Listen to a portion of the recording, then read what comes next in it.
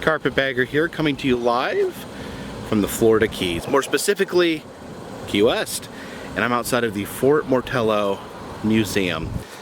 It's a very cool museum in here, but it contains what is possibly the darkest, most sinister object in all the world. I may be overselling that just a little bit, but you're not going to be disappointed. Follow me.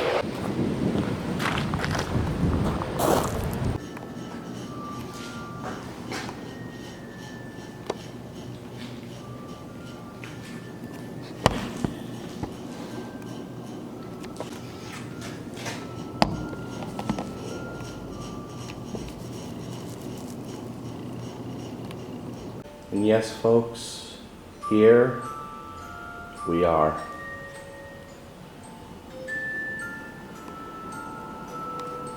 Robert,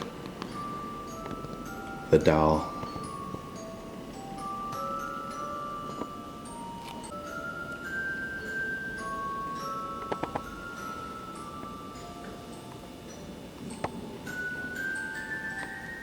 So those of you who may not be familiar with this little guy back here, he is a Key West native.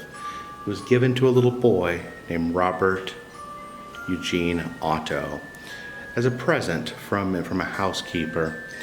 It was believed that the housekeeper may have had a grudge. She was of a Haitian descent. She may have had some sort of grudge against the family, and there may have been something a little off about said doll. Now, little things started happening around the house, different, problems. A lot assumed that it was the little boy causing mischief, but he would always say, Robert did it. And as the boy grew older, he didn't get rid of Robert. He didn't grow out of playing with the doll. He kept the doll in his own room that lived with him and his wife. Now remember, the boy's name is Robert Eugene Otto, and he gave his first name to Robert. He named the doll after himself, bequeathed his name of Robert to the doll, and then from that point on he went to be known as Eugene. And there have been reports of the doll looking out the window of Eugene's house. There's been reports of people seeing the doll turn its head, move with facial expressions, and there's even been some rumored cases of the doll full on becoming animated and attacking people like Chucky the doll. And in fact, Chucky from the movie Child's Play was inspired by good old Robert here. I didn't see this at first. Remember, you need to ask Robert's permission before you take his photo. Now, Robert, I wasn't taking a photo. I was doing video. I don't know if I need permission for that, but you're okay with that, right? It's all good. Last year, when a hurricane came through Key West and everything had to be evacuated, someone had to protect Robert. So someone took him, some staff from the museum took him and stayed with him for over a week until you were allowed to enter Key West. Can you imagine, just you and Robert alone in a hotel? Robert is not the only doll-based horror story in Key West.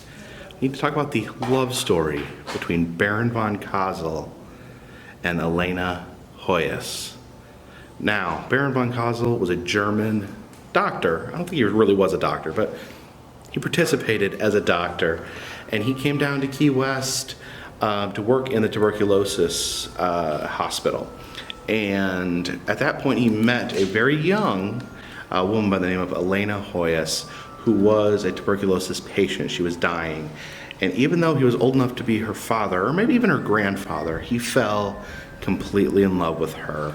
And at that point, even though she was married, he fixated on her. Sadly, because she had tuberculosis, she did not last very long, and she passed away. Count Kosel would remain obsessed, and 2 years after her death, he would grave rob her body from the Key West cemetery and hide it in an abandoned airplane. Now, from that point, You know, a body's going to decompose, a body's going to rot, especially with it's infected with tuberculosis. So he would use wax and wire and all different artificial things to preserve Elena until she was this horrible, horrifying doll, life-size doll. He would eventually move her into his house and let her sleep in his bed. Now, people would see in the window and see him dancing with a woman, dancing with this human doll. And finally, you know, the family, after much investigating, realized that he had the body of Elena, and that he would be taken to court and found guilty of desecrating a corpse, and in probably the most brazen move of all, after the trial was over, he asked the judge to please return Elena's corpse to him. But the judge said, no, that's crazy. So Count von Cosel left Key West in disgrace, but he had one more action. He went back to the original tomb of Elena Hoyos. This is actually the original nameplate from her tomb in the Key West Cemetery, strapped it with dynamite and blew it up. Here it is, you can see how it's been fractured.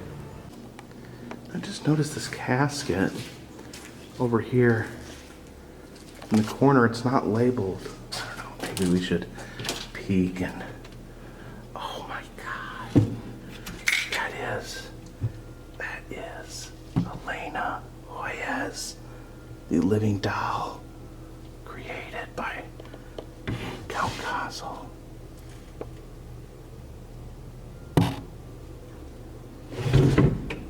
Okay, a slight addendum.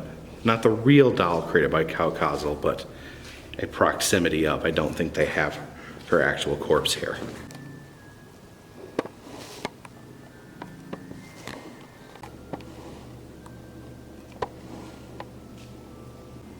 This is a boat that was used to sail from Cuba. This is Edna Walkowski's Dollhouse. They should just change the name of this to the Sinister Doll Museum.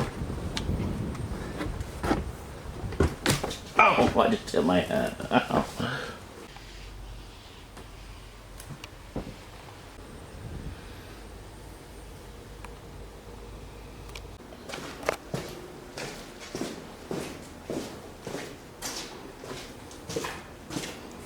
Oh, because we gotta go up these super creepy stairs.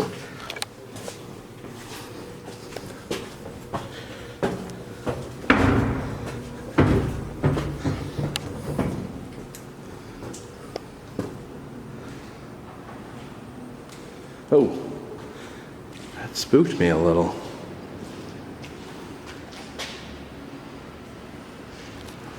It's got an axe.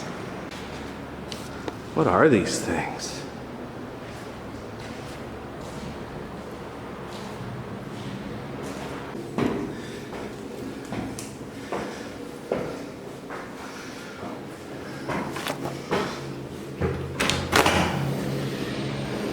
Oh, looks like we are on top of the fort.